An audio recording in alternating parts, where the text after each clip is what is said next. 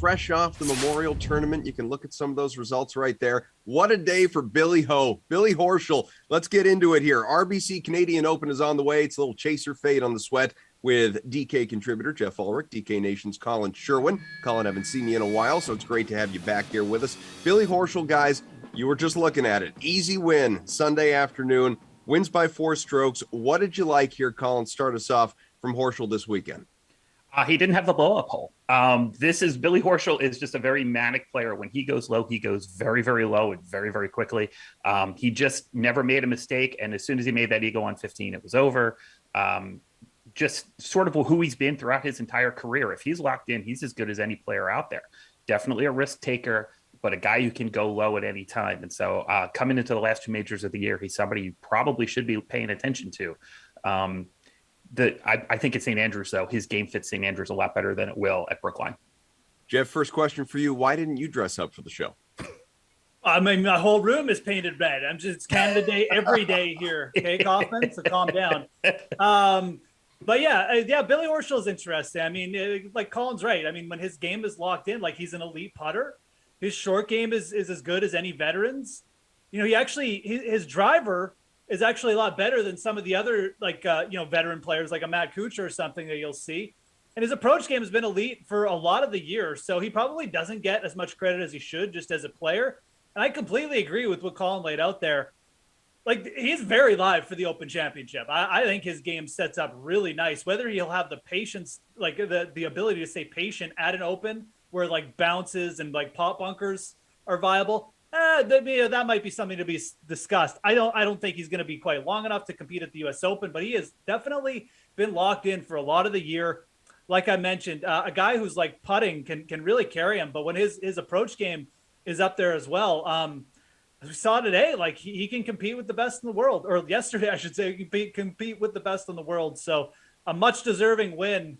Frustrating if you had tickets on guys like Cam Smith or Aaron Wise, which I did. You just woke up watching all sorts of highlights. You've been on it all day. Proud of you.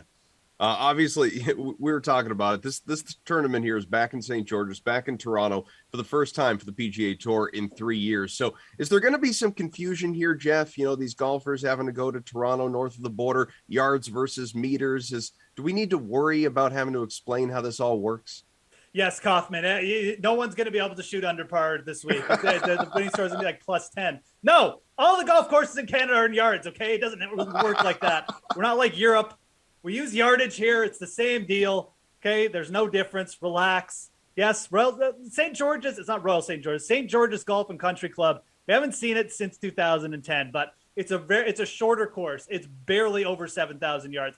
It's probably going to play a lot like the venue that we saw, Hamilton Golf and Country Club, in 2019, which was another short par 70, which got absolutely blitzed by Rory Mcilroy that year. It's probably going to be a little bit trickier in setup, but look, here's what really all you need to know. Carl Peterson, who ranked 137th at driving distance in 2010, shot a 60 at St. George's in 2010 in the 3rd round on his way to winning. Some of these guys are going to go super low. I would not be shocked if you saw 59 this week.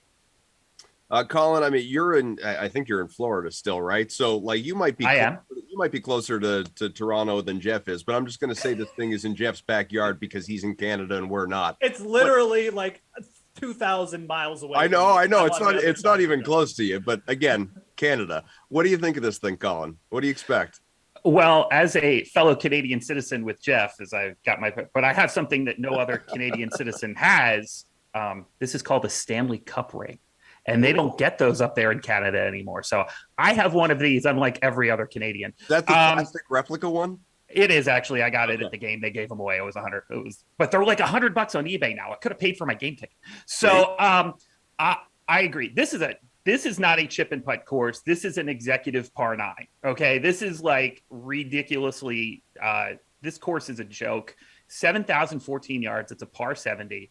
I agree. 50. If you can find a prop this week for 59 and you can find it at under like 700, like plus 600, plus 700 somewhere, I'm in. Like this is these guys are going to torch this place. You're probably going to need 28 under or better to win this week. So again, you're looking for guys who can just make birdies. You know, don't To worry that about point, others. There's three par fives on this course, even though it's a par 70, so it's a little bit of a quirky design. So I love the 59 call if we can find one, Colin. We'll have to double up on that. Yeah, for sure. I'm in.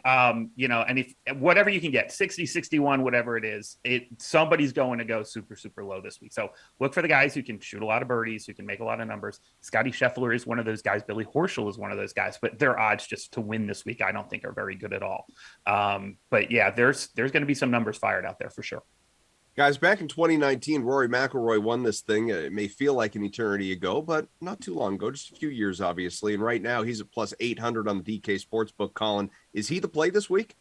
I like Rory as a fellow member of the Commonwealth and the Queen's Dominion.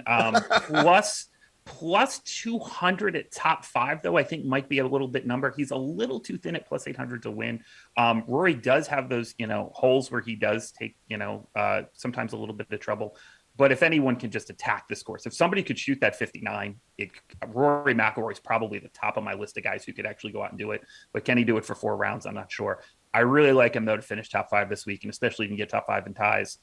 Plus 200 at DK. I think that is a very, very strong play this week. I'll be on that. You a believer, Ulrich?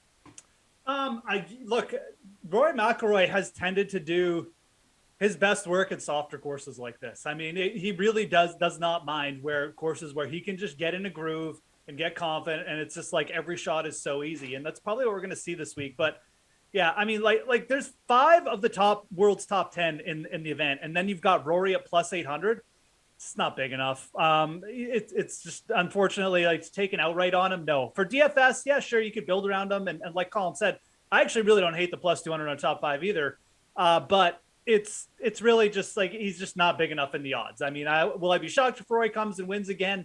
Not really, but I don't want to take him on at this price. Not with Justin Thomas and Scottie Scheffler, and even guys like Fitzpatrick and Burns in the field as well. Burns is, by the way, plus 1800. Seems to be getting no respect still, even though he just won on a similar par 70 like 2 weeks ago. So I sort of feel like, Geoff, you've already answered my next question, but let's go to it anyway. With Rory at plus 800, Scheffler, JT, both at plus 700. Do you view this thing as a 3-man tournament, or are people like Burns just not getting the respect?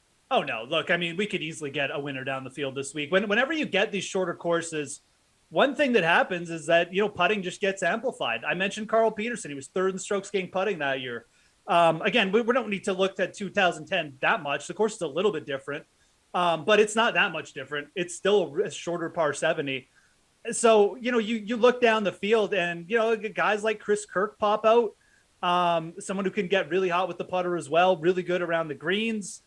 Patrick Reed is a player who's still at plus 6,500. We know he can putt. He's played a little bit better, but yeah, you can absolutely go down the board this week. I don't think you need to just be like, wow, Scheffler and Thomas are in the field.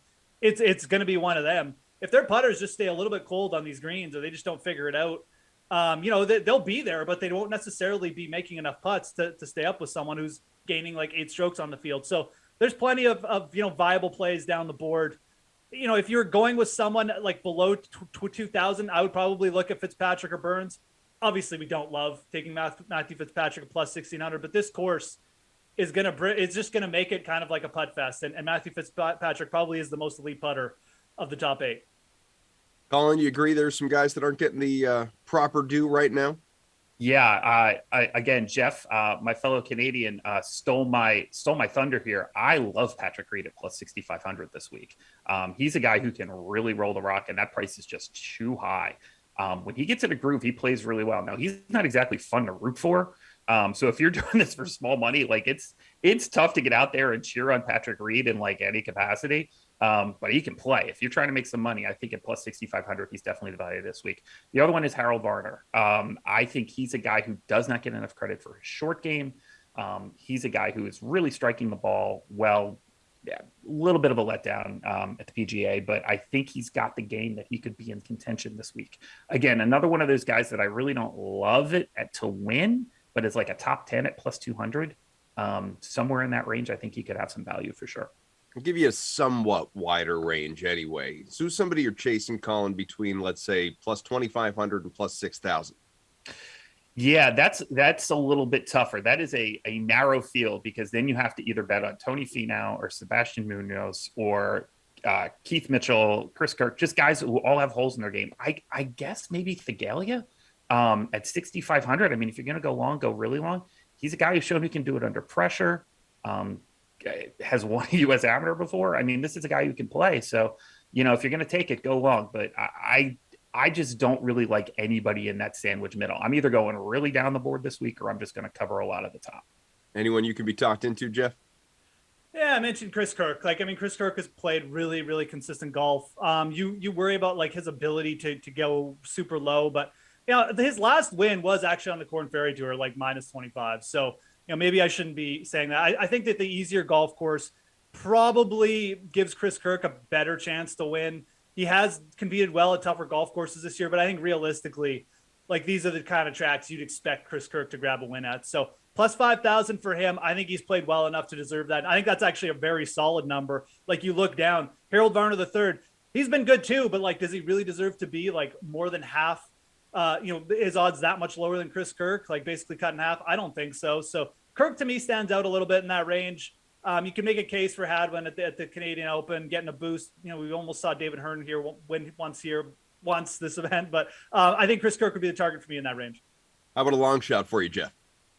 Yeah, I mean, and this is a week where, again, you can definitely start going down the board. I mean, I know CT Pan at plus 8,000, a really good competitor. A guy's going to fit this course extremely well. He's just making cuts, gaining strokes on approach every week. If his putter heats up, man, I mean, he can definitely compete on a course like this. You have to give him some respect at plus 8,000.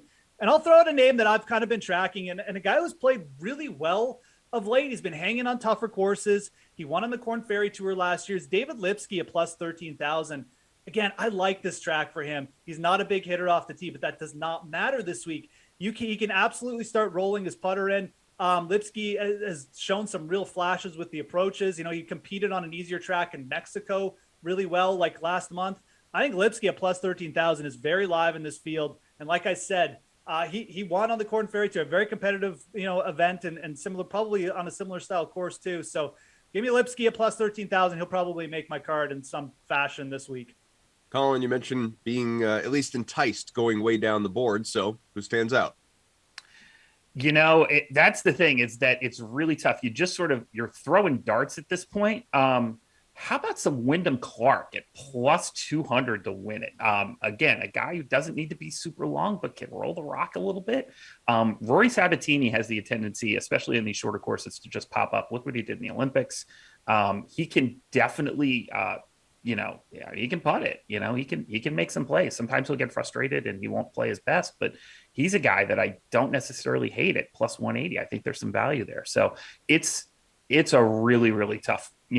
This is it's tough because this week I think the board's actually kind of right. So I'm looking at more plus 5 or top 5s and top 10s this week, because I think one person's going to hit, and when that person does hit to win, it's going to be somebody from the top of the board, but they're not going to pay very well. So I'd rather get some guys that are mixed in at the top 5 and top 10 level and give myself a little bit of insurance there.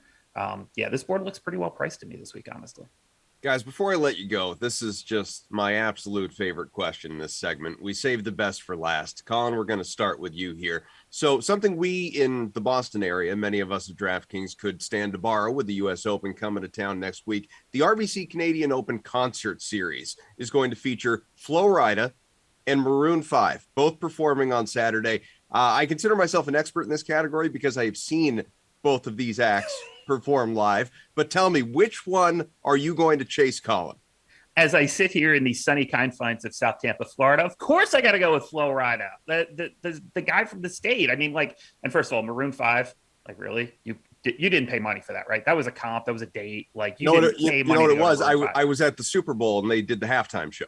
Oh, well, I mean, and thank you, Roger Goodell, for subjecting America to that. But no, I'm going with, you got to go with Flo Rida. Look, and the other thing, hip hop concerts like Flo Rida, guys with a couple albums, it's fun. It's 45 minutes, you're out. You know what I mean? This is not he's not going on stage like Springsteen doing 3 hours. It's going to be fun, upbeat, and you're out. So that's what I'm looking for. Give me Flo Rida minus 900, definitely over Maroon 5 for sure. And I did misspeak. It's Flo Rida Friday, Maroon 5 Saturday. I don't think that really matters, but I'm just going to clarify for the people in case anyone's making the trip. Geoff, what do you think? I'll go with Maroon 5 here. Flo Rida, I mean, like it's just it's just too close to the state of Florida. I don't know if it's a play on words on that. I'm confused, and I don't want to choose anything that like would make me affiliated with Emerson Latzia, who is probably like that's probably his favorite rapper or whatever because of that. So I'm gonna go with Maroon 5. I'll take like the good wholesome whatever like pop music they put out. I know like one Maroon 5 song. Unfortunately, I don't know any. You may only know the name of one, but you know more than one. I guarantee it. I don't even know the name of it, but I've heard it before. I don't know. This is a ridiculous question.